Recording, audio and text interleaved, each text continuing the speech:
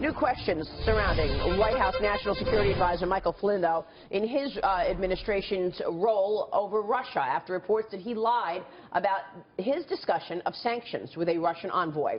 According to the Washington Post today, the conversation happened shortly before President Trump took office. That contradicts denials from both General Flynn and Vice President Mike Pence. Joining us right now is former U.S. Ambassador to the UN, Senior Fellow at the American Enterprise Institute, John Bolton. Ambassador, good to see you. Thanks so much for joining us. Glad to be with you. Let me point out that Ambassador Bolton has an op-ed today, this morning, and in the Wall Street Journal, talking about Trump's new start with Russia. Your take on these conversations? Well, I think it could well be much ado about nothing. Let's take the first element, what Flynn may or may not have said to Russian Ambassador Sergei Kislyak, an old negotiating opponent of mine back in the Bush administration.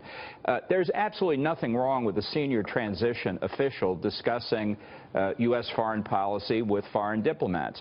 There has never been any suggestion in these conversations that Flynn did anything to undercut the incumbent president. That's the only no-no. And it's an act of responsibility to be talking to foreign representatives to begin to get some idea of their reaction to some of the incoming administration's potential new policies.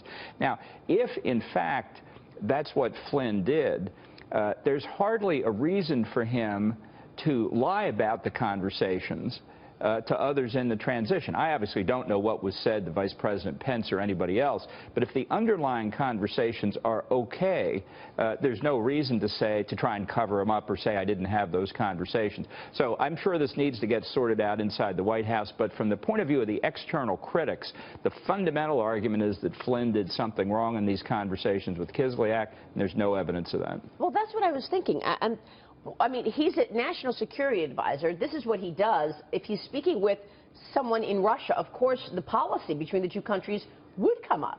What else is there to talk about, really? What is the point of this? What else is there to talk about? So, you know, the question, I think, is where some of the critics are getting this information. I think it's possible it comes from the intelligence community in this country. It's also possible it comes from sources inside the White House who are not friendly to Mike Flynn. And if that's the case, that's almost more worrying than leaks from the intelligence community. That's what Buck Sexton said earlier. Yeah, Ambassador, it seems to me that, first off, the response from the White House on this, the response from General Flynn, has to be taken in the context of why is he responding about this phone call in the first place. I don't think anybody would expect that their conversation with a Russian diplomat at Mike Flynn's level would somehow find its way into the Washington Post. Not just the existence of the conversation, but now it seems at least some version of the transcript. This screams leak to me, and it screams a leak that's very specifically intended to undermine the administration coming in, and it's from somebody with high-level access. This is not somebody who just casually may have heard something from someone. So I think it may damage the relationship between the IC and the Trump administration, regardless of how this shakes out. The Logan Act, no one's getting frog-marched out of the White House. That's never happened before anywhere under the Logan Act. So it seems like much ado about nothing with regard to that. Yeah, I mean, not to give away the nation's innermost secrets, but any commercial phone line anywhere in the world is subject to being listened to. Mm-hmm. And my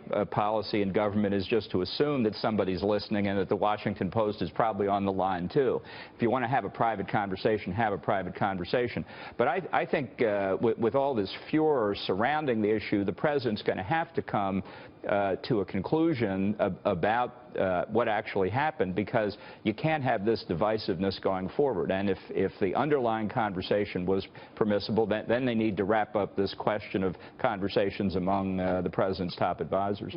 We saw Steve Miller sidestep the issue, not actually defend Mike Flynn here. What do you expect the president to say, if anything at all, today? Well, you know, you can read those comments in different ways. It was a study in ambiguity, that's to be sure, and I just think that underlines the president's only been in office a little bit over 3 weeks, and so obviously his opponents would like to slice off any senior advisor they can. I think from the president's point of view, the most important thing is to resolve this quickly, and as he said over the weekend, and then move on from it. I'm sorry? Yeah, you go ahead. I was just saying, what do you make of the narrative that the Russians have so much influence over the Trump administration? I know that there are some Trump comments that have been made about Putin specifically that seem a little too friendly for a lot of people to pay close attention to what's going on in the world. That's to be sure. But then there's also a narrative in the media that Trump is almost a Manchurian candidate, that he is beholden to Moscow, that the Kremlin is the puppeteer behind him. I see no evidence of that. How are they going to have leverage over him? He's a billionaire. He's the president of this country. What do they really think the Russians are going to bring to the table to get him to do things for them? Yeah, and then compare Obama's performance with how much worse is it going to be in geopolitics? That's a whole additional point. Well, it's a very pertinent question. I thank Maria for shamelessly flacking my op-ed in the Wall Street Journal this morning, and I addressed that question there. Trump has stood against Putin's agenda on a number of points, and the reality is that the overall Russia strategy is still a work in progress.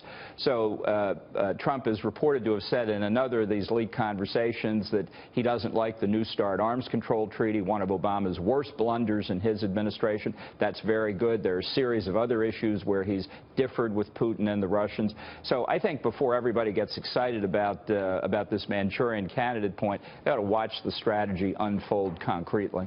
Kirsten, you have a question?